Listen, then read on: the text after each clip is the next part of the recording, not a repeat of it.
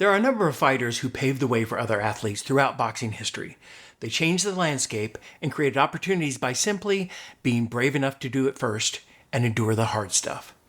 The first was Jack Johnson, and I'm not just talking about him being the first African American heavyweight champion. I'm talking about his understanding of the sport as an athlete, as an entertainer, and as a trailblazer.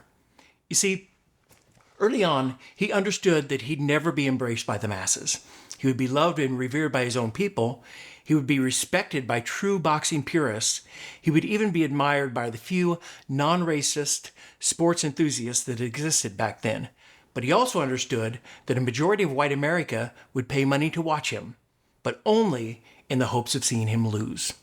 For that, though, they would pay lots of money, and a good portion of it went into Johnson's pockets. The champ caught on to that early on and dictated how he played the game on his terms. The formula, the blueprint he created, would then work for decades after, for Muhammad Ali and most recently Floyd Mayweather. Realistically, Floyd could barely fill an arena in his hometown of Michigan when he was knocking out guys and building his career under the nickname of Pretty Boy.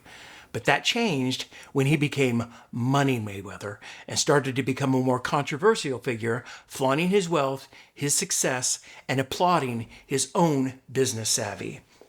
Even the idea of exhibitions people seem to think is a new Mayweather concept, but they really began with Jack Johnson, who fought 3 exhibitions in 1944 and finally stepped back into the ring one last time on November 27, 1945, at the age of 67.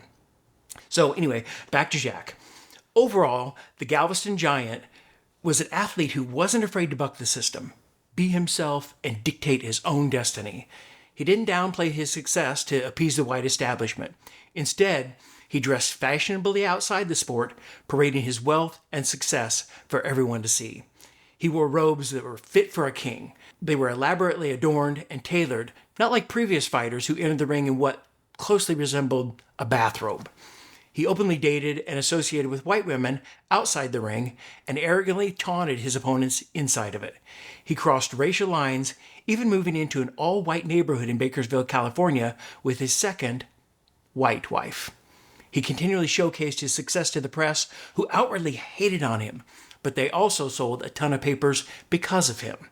Part of it was to demonstrate that he wouldn't be kept in his place, and another was to show Black Americans at the time that it was possible to succeed in a white man's world and provide a struggling generation with hope. Stylistically, as a fighter, Johnson tended to lay back and bait his opponents, use his range, and tie them up to gain position. No one had done that much before, but rather than being embraced for his ring generalship, he was criticized for it. It was labeled cowardly instead of cunning, but it was definitely cunning and nothing less than groundbreaking or genius.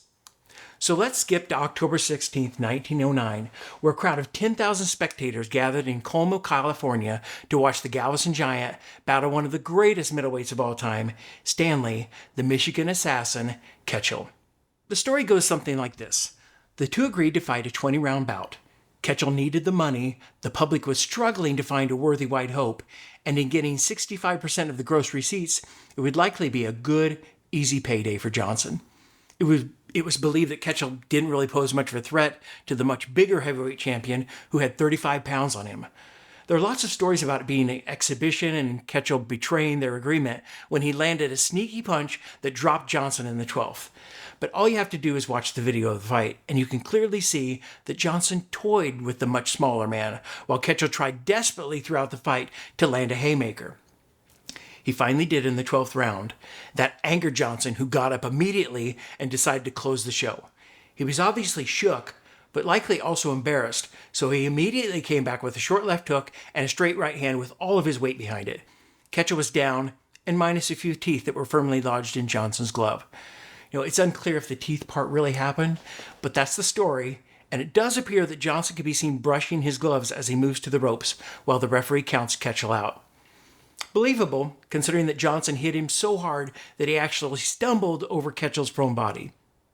Finally, what remains in one of the biggest upsets in sports history is Johnson's loss to Jess Willard on April 5, 1915.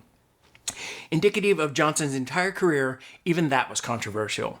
Willard had a powerful right hand. He weighed 240 pounds, stood 6 feet 6 inches tall, and had a reach of 83 inches. But in spite of that, no one really gave the Potawatomi giant much of a chance. The bout was scheduled for 45 rounds and was held in Oriental Park in Havana, Cuba, on an absolutely scorching hot day. Johnson started fast and dominated the first 20 rounds. But at that point, the tide began to turn. Johnson's jovial demeanor faded away, and he became visually fatigued. In the 26th round, Willard pursued, landed several hard shots before finally connecting with an overhand right to Johnson's chin, dropping him flat on his back. And here's where the controversy kicks in, because as he lay on the canvas, Johnson draped his right arm across his face to shield his eyes from the sun. That's what Johnson claims, and clearly demonstrates that he threw the fight, because he was obviously aware and conscious enough to do that. Although not right away, but in time, Johnson said that he threw the match in order to be able to return to the U.S. and avoid criminal charges. He also claimed that he waited until the 26th round because he was waiting for a sign from his wife that she had been given an agreed upon sum of $50,000 to give up the crown. You know, it's purely speculative, and I'm a big Jack Johnson fan, but I think several factors just don't add up. First of all, Johnson clearly had Willard hurt in many of the previous rounds, to the point where the referee Jack Welch later stated, "In the 13th and 14th, I was almost sure Johnson would knock Willard out, but Willard showed that his jaw and body were too tough. Johnson put up a wonderful fight to the 20th round, but Age stepped in and then defeated him." He even claimed that he personally witnessed Johnson bet money on himself to win. Second, I think even a semi-conscious fighter would have the wherewithal to shade his eyes from the sun. Plus, around the count of 3, you can clearly see Johnson's legs droop to the mat in complete resignation. So, although it's questionable, I don't think based on facts and video footage that Johnson threw the fight.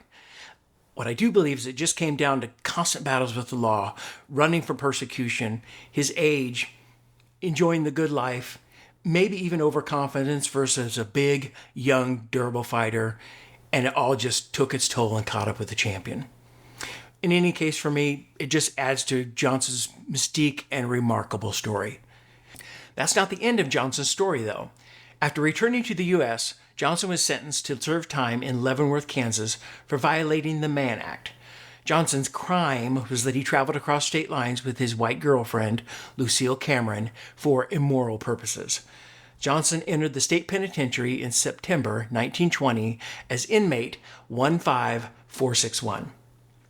In spite of what was obviously a racially based abuse of judicial power, the Galveston Giant decided to make good use of his time. In the few months that Johnson spent behind bars, he worked on and patented an innovative new tool. It was a vast improvement over previous, more primitive models and put adjustability at every worker's fingertips. On April 18, 1922, Jack Johnson patented the wrench. His design was unique because it could be easily taken apart for cleaning or repair, and its gripping action was better than other tools on the market at the time. He is also credited for coining the term wrench, which ends up being just another testament to Jack Johnson's ability to turn any situation into his favor. After his incarceration, Johnson would then go on to return to the ring for 11 more professional boxing matches from 1923 to 1931, and finally retired at the age of 53. As we wrap up this Focus on the Fighter episode, I want to end it with a quote that I love. Maybe it was for PR purposes, maybe it was him speaking profound truth, maybe it was just his way of wishing something better into reality. In any case, it could be good words worth living by. Johnson said, "I have found no better way to avoid race prejudice than to act with other races as if prejudice never existed." In any case, he lived his life in it, found a way to rise above it, and flourished within a sport and a world that simply couldn't deny his greatness. Thank you for watching this episode of Title Unboxed. If you're anything like me, you can never get too much boxing. So if you'd like to watch more episodes, you can find us on Spotify, Apple Podcasts, and on our Title Boxing YouTube page.